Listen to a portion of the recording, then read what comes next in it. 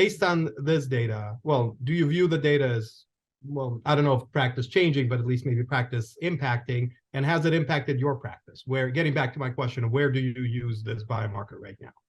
Absolutely. I mean, this is a great point. I think question is, when we are faced with a hazard of 1.3 something, even in a exploratory analysis, how do you know that, and impact, how does that impact your clinical practice?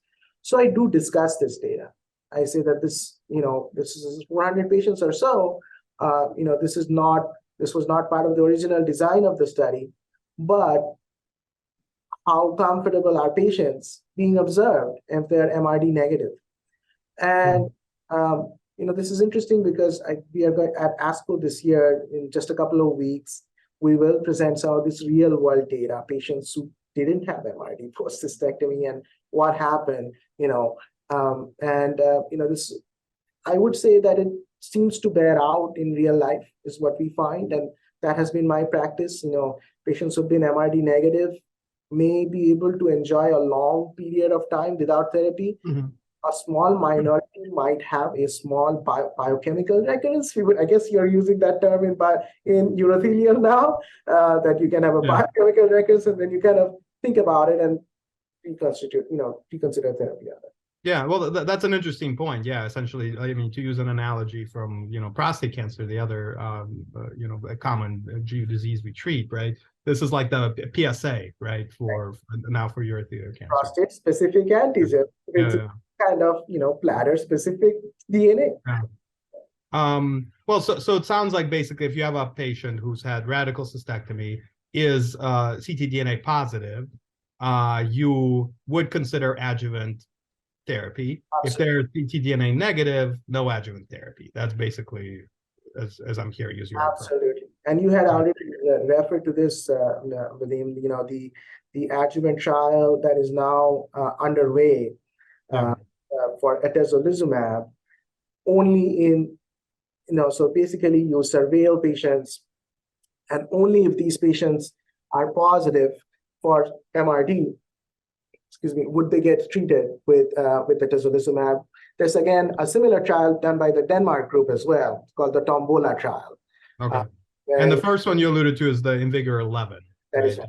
That is IMvigor 11. Yeah, which is enrolling right now, I think mostly or probably exclusively ex-US, outside the United States, right? But I think the enrollment is sort of proceeding pretty well, and we will see that data soon. Exactly. But you're saying the Tombola trial is another one. Tombola is another trial, I believe, up at the same group at Aarhus.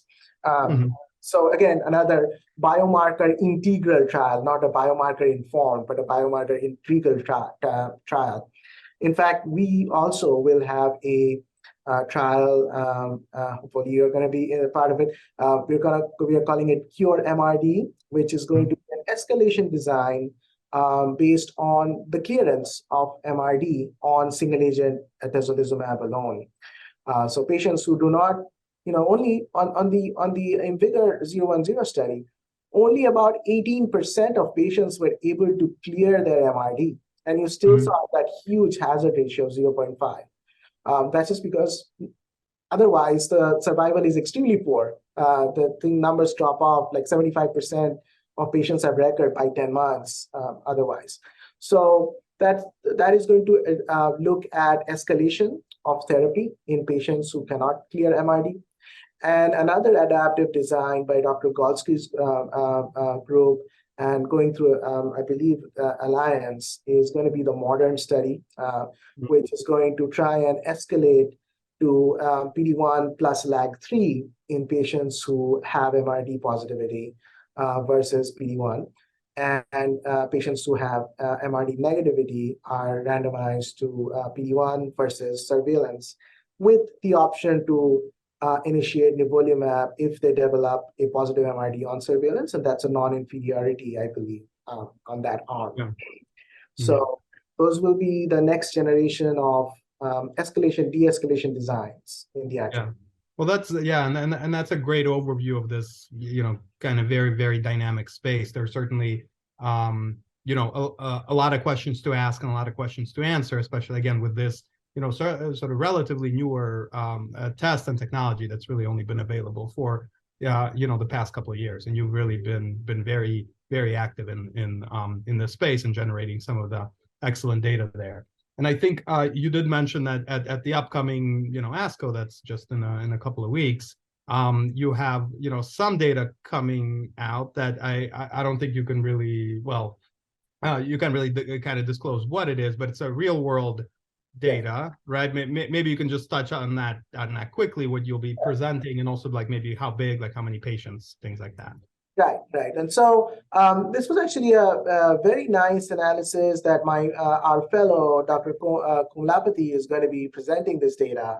And this is basically a real-world analysis of data from several of our collaborators. And we have collaborators from Stanford, Dr. Golsky's group, Dr. Tan up at Rush, and so it's a multi-institutional cohort, and we have a large number of patients, about 120 something patients. We're gonna look at, and across all sorts of disease groups, group stage 2 to stage 4, kind of replicating the Aarhus data. And the difference here is, of course, adjuvant immunotherapy has now been approved, and now you can see in some of these patients how DNA predicts outcomes while patients are on adjuvant immunotherapy, and so on and so forth. So, I'm very excited to be sharing this data on behalf of the group, and there will be more to come there.